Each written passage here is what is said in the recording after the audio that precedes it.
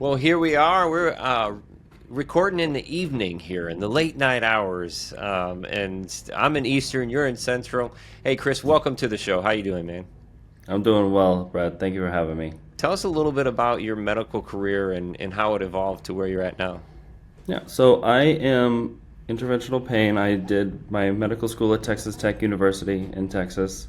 I went to a residency in anesthesiology at Cedars-Sinai in Los Angeles, followed by a pain management fellowship at Rush University in Chicago. So kind of lived all around. Interventional pain is the aspect of treating pain with interventions such as lifestyle interventions, injections, exercise, physical therapy, things that are designed to help the patient take control of their pain and help them to lead a longer, happier life. Interesting. So how far in your journey are you now? So I've graduated. I graduated from fellowship in 2023, and I completed my first year officially in practice last August. So I'm a year and a half in practice. Congratulations. Thank you. Currently in the Austin, Texas area. I split my time between Austin and San Marcos, Texas, which, if you've ever been there, is about 30-minute drive in between nothing. Yeah. But it's a nice growing community. It's a lot of good people out here. Delayed gratification is something that is kind of ingrained into the physician lifestyle. You know, like I said, we're not making money in medical school. We're working as hard as we can. We're working so hard we can't. It's nearly impossible to take a job on while you're in medical school. So you're just incurring debt as much as you can possibly get. Residency, you're still paying. You may be paying off student loans. They may be in deferment. Their interest rate may still be rising. During my residency, a lot of it was through COVID, so our interest rates were deferred at that point.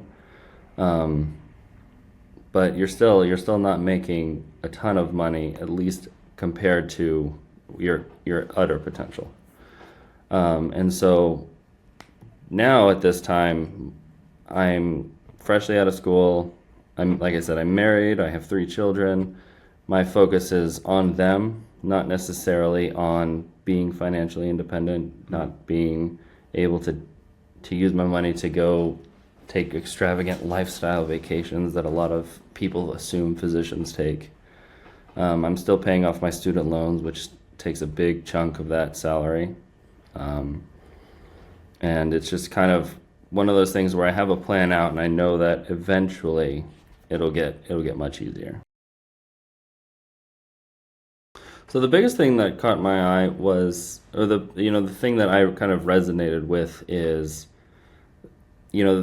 everything is the magic of compounding, right? Where everything you put it in, the earlier you get in, the earlier you're saving for retirement, the more it's going to be in a few years.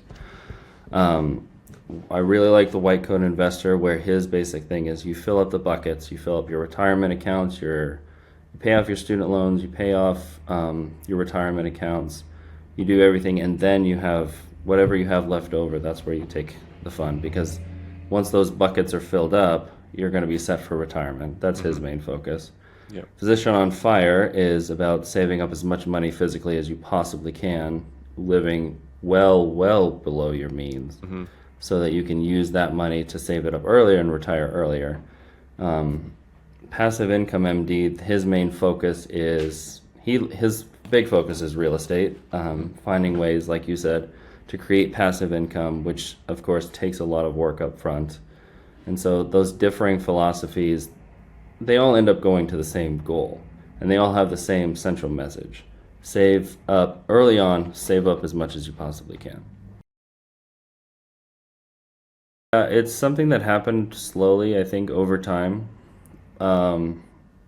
It's one of those things, and it's like when I did my residency in LA, this is kind of when I started getting interested in all of these things. During LA, COVID happened. When I was in LA, COVID happened, and we would be in call on the hospital every third day, every We had so many patients coming in who tested positive for COVID, who needed intubations, who were sick. We were in the ICU a lot because of that. We had to take care of all those people. During that time, I see all of the mistrust that was brewing within physicians, within doctors, and the medical community in general. You know, everybody at that point seemed to be on two separate sides of the same thing, and we're like, all we're saying is we're trying to help people, and everybody seems to be trying to vilify us for it. That's kind of when that's when I started learning about, you know, declining Medicare reimbursements, physicians getting fired at hospitals, being acquired by other hospital systems and being fired because they decided their job was no longer needed. We had our first child at the time, and that's when I realized, you know, I need to make sure that I have a safety net just in case something happens. You know, nothing's ever guaranteed. The only thing that I know that it's going to be guaranteed is physician reimbursement is going to continue declining.